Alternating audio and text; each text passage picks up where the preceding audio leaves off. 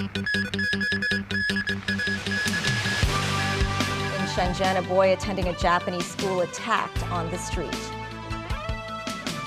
And more than 350,000 mainland tourists visit Hong Kong during the 3-day Mid-Autumn Festival break.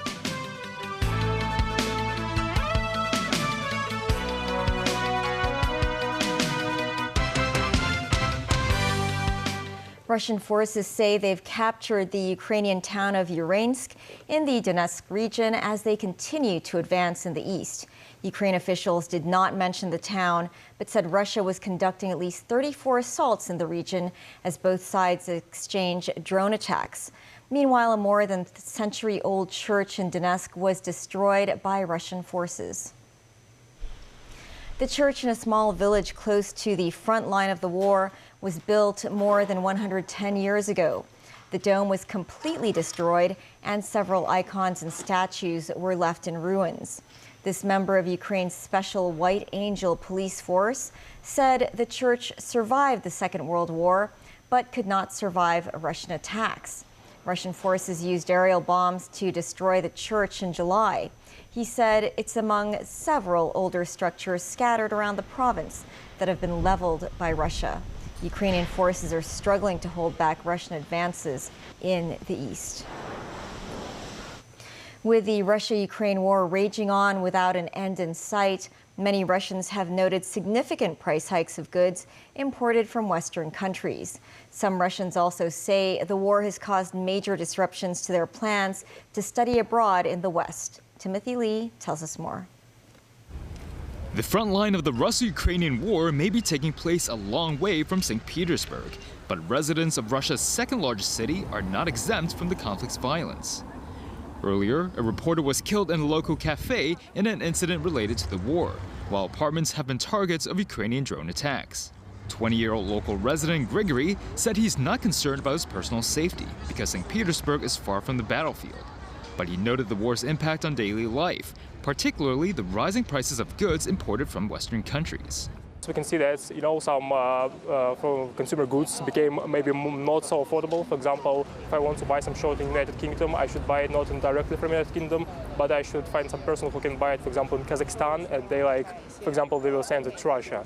And actually all the stuff making the prices in Russia higher. Meanwhile, Daniel, originally from the southern city of Krasnodar, said his hometown had been the victim of numerous attacks.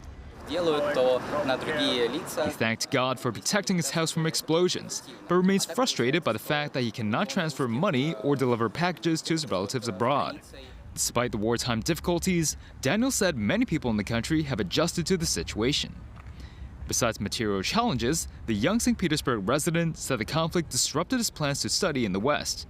He emphasized that Western restrictions on Russians resulted in many young people switching their attention to the East when it comes to their academic future.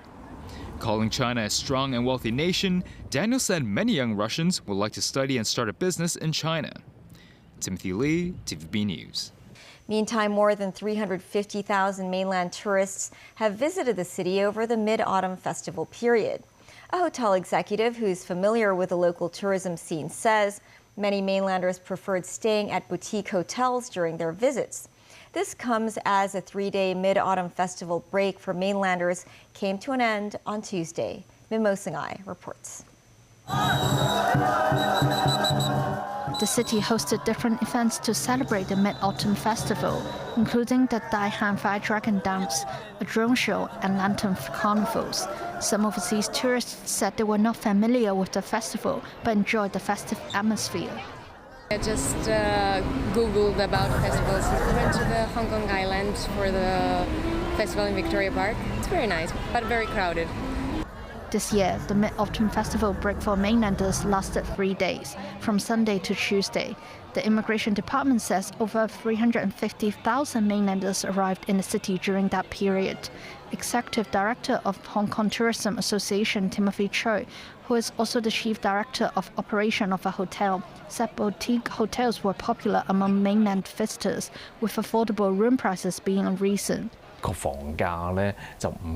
He said there are more backpackers and short trip travelers nowadays, and they only want a place to stay overnight rather than looking for a room with a Victoria Harbour view. For this holiday, Cherry said many mainland tourists came from places where train journeys took no more than 2 hours. For instance, Guangxi, Jiangxi, and Fujian. Cherry also said he is positive about the number of mainland tourists visiting the city during the upcoming National Day holiday. Eddie Wong, deputy chairman of a food and beverage group, said the spending power of mainland consumers on meals and drinks remains weak compared with the pre-pandemic period. News 9, TVB News. With the Midautumn Festival coming to a close, residents can look forward to the next holiday, National Day on October 1st. To facilitate the mainland's Golden Week holidays, celebrating the founding of the People's Republic of China, the Hong Kong Tourism Board announced a series of festive activities, promotions, and discounts. One of them is in Temple Street. Timothy Lee reports. In coordination with the government's earlier announcement of activities celebrating the 75th anniversary of the People's Republic of China, the Hong Kong Tourism Board rolled out a series of activities and discounts in preparation for the mainland's National Day Golden Week holidays. On Temple Street, revelers can enjoy a 25% discount, paying just 75% of the normal price, for designated delicacies between the 1st and 7th of October. A local merchants association said the discounted items are the most popular varieties, such as siumai, fish balls, and beef offal. They hope the tourism landmark will attract up to 12,000 visitors per day, which would boost business by 30 to 40%. This local food stall owner said many of her mainland friends often come to enjoy the food on Temple Street. She expects business during the Golden Week to double. Besides feasting on local street snacks, visitors can also enjoy a drone show at the Wan Chai Promenade on the evening of Saturday week. The performance will feature both unique elements of Hong Kong and the 75th anniversary of the PRC. Meanwhile, a special National Day edition of Victoria Harbour's daily laser and light show, a symphony of lights, will be performed in October. Fireworks displays will also be included in the October 26th edition. Regarding public transport, the Hong Kong Tourism Board said residents will be able to board the tram free of charge on National Day. Timothy Lee, TVB News. Still ahead, floodwaters continue to pose threats to some areas in Central Europe. And bedbug problems at Kwai Chung Hospital.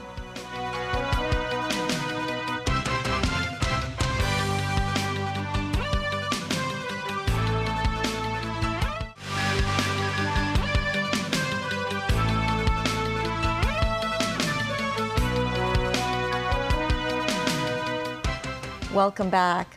Floodwaters in Central Europe have killed at least 22 people as emergency workers and volunteers used sandbags on Tuesday to reinforce river embankments. They also delivered food and drinking water to communities cut off by the worst flooding in years. While floodwaters are receding in some areas, the trail of destruction covers an expanse from Romania to Poland.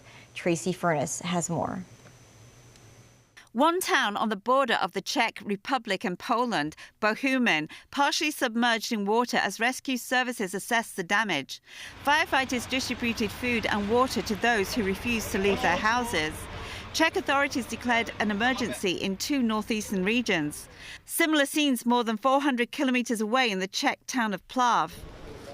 With knee-high floods in neighborhoods and parks, Plav's deputy mayor says the situation is now stable. The water level is starting to fall because the release of the Rimov Dam is also reducing, and it has stopped raining, so rivers and streams are reducing their levels.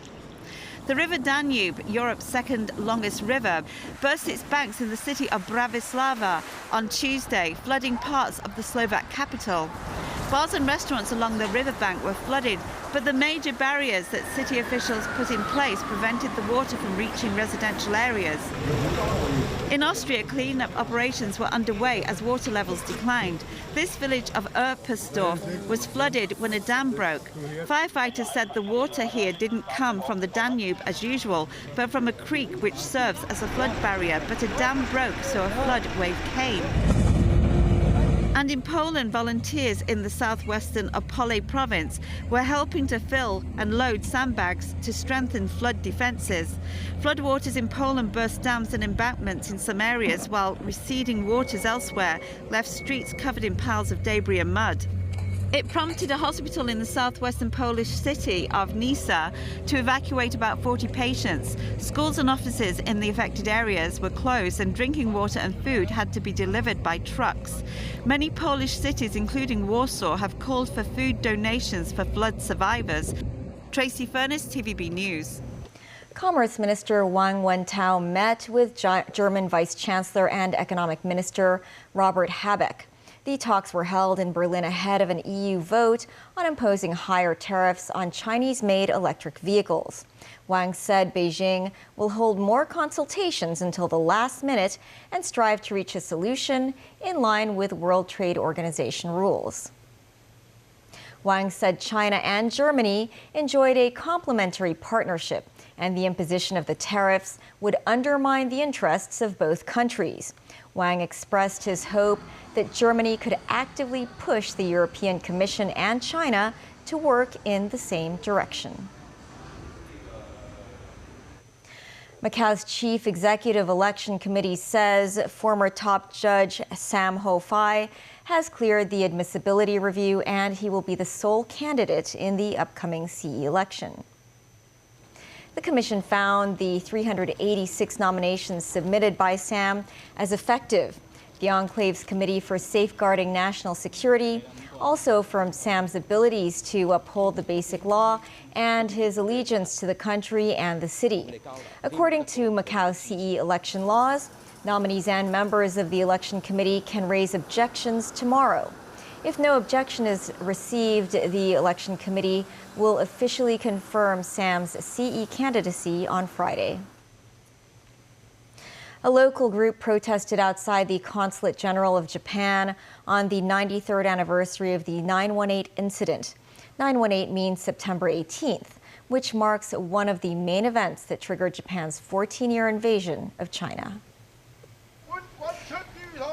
The Action Committee for Defending the Diaoyu Islands began their protest at the General Post Office in Central. They then walked to Exchange Square, where the office of the Consulate General of Japan is located. The group carried a banner with a slogan, "Don't forget the 9/18 incident." In China, various memorial events were held to commemorate the incident. A bell rang 14 times at the 9/18 Historical Museum in Shenyang as part of the commemoration. 4 patients were bitten by bedbugs at Kwai Chung Hospital. The hospital management first received a report from a male patient on Monday about his itching skin. Hospital staff suspect the man was bitten by bedbugs after conducting a physical examination of the patient. 3 other men also filed similar reports. The hospital says bedbugs were found in the patient's beds and in a sealed heater shaft. Pest control personnel were deployed to tackle the problem on Tuesday. A dermatologist has warned patients against scratching the itching skin, as that could create wounds resulting in bacterial infections. That's the news. Thanks for watching. Bye for now.